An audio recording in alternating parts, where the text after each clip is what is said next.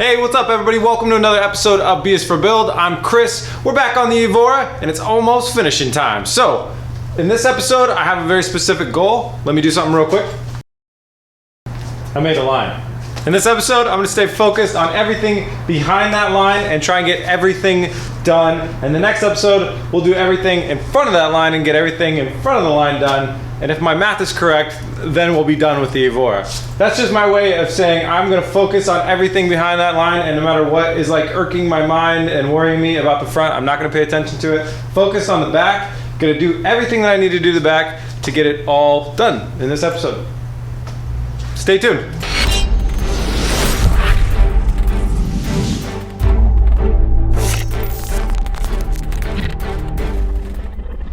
All right, real bummer time. I gotta pull off the rear clamshell. There's a couple pieces and parts that need to go in underneath here, and we didn't do that when we did it on the last time just because we forgot about them. I forgot about them. I say we because I want to include Eric in the blame, but honestly, I forgot about them. So, to do the rear clamshell coming off, we gotta take the bumper off and the vent panel, and that's basically it. It's not too much work, so I'm gonna get started now. Cue the music.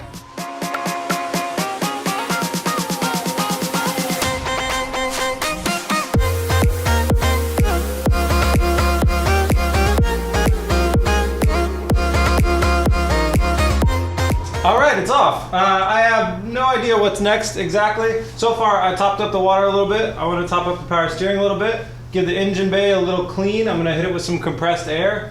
Other than that, I might start getting the vents out of the old clamshell, putting them in here, get the gas cap in here. Odds and ends like that, I guess, for a little bit.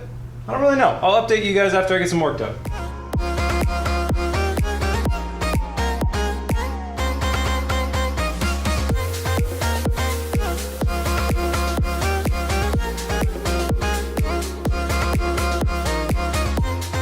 Alright, so lots of miscellaneous stuff doesn't tend to end up for the best video, but what we did was we pulled the vents out of the old, what's that called, rear clamshell, fresh coat of paint. They're sitting there in front of the heater drying. Through the gas, like there's a whole assembly for that gas lid, the gas door, but we also are going to need to wait till the clamshell is back on the back of the car so we can plug it in, plug the battery back in, pop the lid of that, and then it rivets onto the clamshell itself. Lots of odds and ends and different other things that I can't remember right now. And then we threw a new air filter on. I read online that they like foam air filters. So if you heard it like clanking in our test drive video, that was this right here. So I'm gonna go ahead and take this metal right here and build a bracket that'll go around the body of this tube right here and come down to where the old airbox mounted up like that. And it's gonna go kind of basically across two bolts there, come up and bolts up to that right there, and it'll hold it in a good spot like that. And then we use that vent right there over the whole thing to suck air only through right here into there. Because the engine bay, the whole compartment with this clamshell on here, it does get very warm. I guess it probably doesn't get much warmer than a normal hood under the hood of a car. I didn't even think about that. But anyways, obviously it gets warm and you want to get the coldest air possible, so we're going to work for that directional airflow. So that's what I'm going to build now. Got two pieces of metal and a welder. Fingers crossed.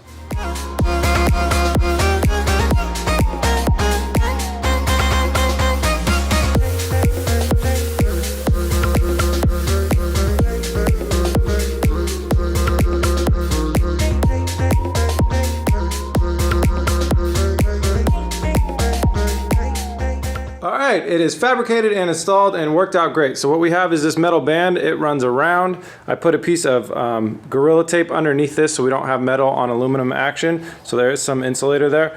Then that band bolts to itself and to this bracket that I built. And the bracket then runs down. You can see there's a piece of metal that goes across here, and then a piece of metal that goes up here to meet with our other bracket. And this bracket bolts in to where the OEM airbox bolted in right here. So it's great, it's sturdy, it's very, very well attached on there. And then we have some ducting over here in the middle of this chaotic mess. And that piece of ducting will duct the air correctly right at our air filter. All right, speaking of venting, it is now time to put the grills and side vents into the side panels of the rear clamshell.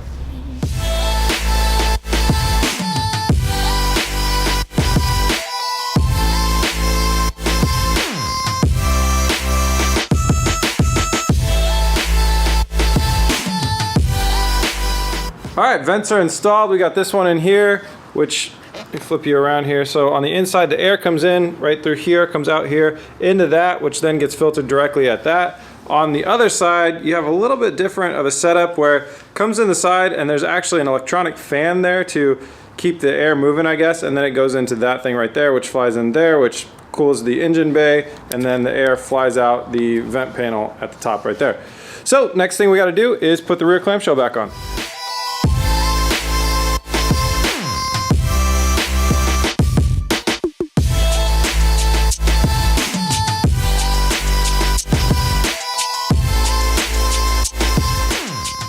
Rear clamshell's on. We popped the wheels off and came underneath here and buttoned up all our venting, cabling, wires. Everything's ready for the fender liner, the inner fender liner that blocks the water and mud and debris and stuff to go inside here.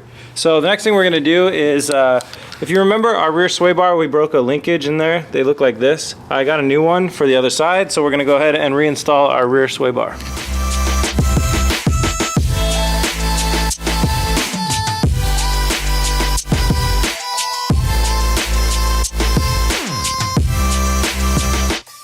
Rear sway bar is installed. Everything went great with that. So the next thing is this rear diffuser. Eric and I did some small repairs to the diffuser. It got a little bit dinged up in the wreck. So here's the plan with this. There's a diffuser and a little plastic piece that goes on top of it that you'll see that has some backup sensors and some crap like that. I don't like either of them. Eric's not a huge fan either. Eric's really good at building diffusers. He's done it many times before. So later in the build, after we drive it for a while, get more used to it and stuff like that, Eric is going to build on a full-on, awesome, like custom-built, aggressive diffuser. But for now, we're bolting that one back on, and that's how that goes. So let's go ahead and bolt on the diffuser, the plastic trim, and the rear bumper. All right, we had to take a small break from the diffuser install because we wanted to double-check this little thing right here. It's hard to see, but that's an actuator. It goes into the exhaust, and we want to make sure that we're on loud mode and not quiet mode. And if we're on quiet mode, then we're going to pull this off and hack that in some way. So we installed a battery back in here. I'm going to jump in the car and start it up, and Eric's going to hit that, and we're going to see if we're in the loud or quiet mode. I think it sounds better like that to me. Yeah, I think so too. More controlled, more like a little meaner.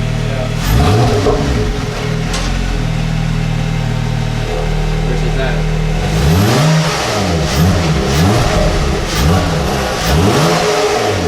I do. Yeah, I like it.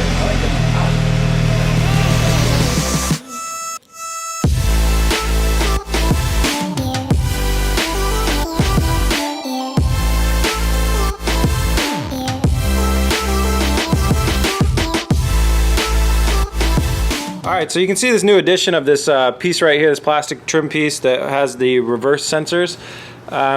We were testing this. Now mine is broken. It's broken right over here. You can see it right there. I looked into buying a new one. It's $600 to buy a new one. And like I said earlier, Eric and I are going to build a diffuser that fills this whole area. So I didn't buy a new one. And for now, what it looks like is there's going to be a gap regardless when it's installed correctly between the body and the diffuser. So what we're going to go ahead and do is we're going to trim off the broken pieces of this right there and on the other side right there, and then install it the way it's supposed to go, just leaving that little gap over there. We think it'll look okay. It's a happy medium until I can get the full-on custom diffuser.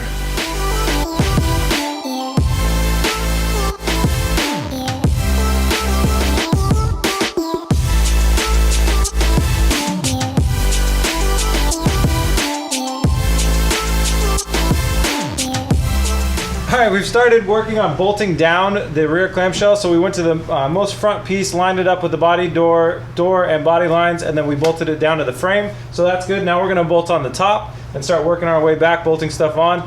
It looks like we're probably not gonna finish everything behind my dotted line in this episode, but we're gonna get as close as we can tonight.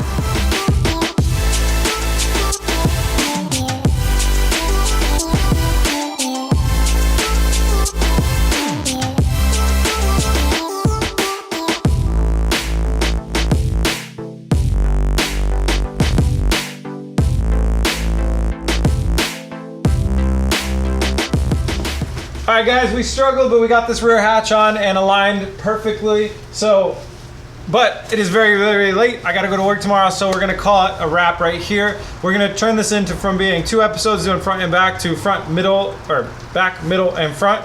And so I'll wrap up the rest of this. We're gonna paint the taillight surrounds like a lot of you guys mentioned, and some other fun stuff. Vinyling the middle of the car, vinyl wrapping that with black so you get that nice black swoop and it accentuates the body lines.